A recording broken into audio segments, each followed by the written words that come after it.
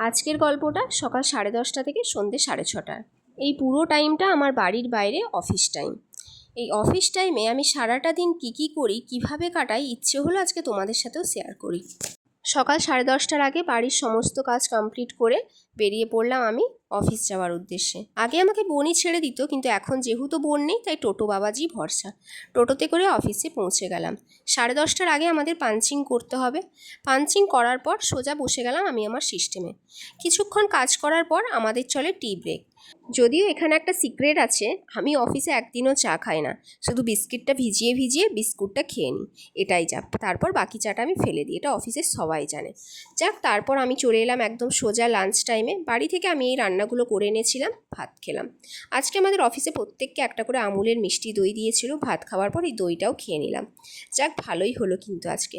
তারপর আবার কি, এই ভাত খাওয়ার পর কাজ করতে যে কী বিরক্ত লাগে, যাক কী আর করা যাবে, কাজ তো করতেই হবে। লাঞ্চ ব্রেকের পর শুরু হলো আমাদের সেকেন্ড হাফ।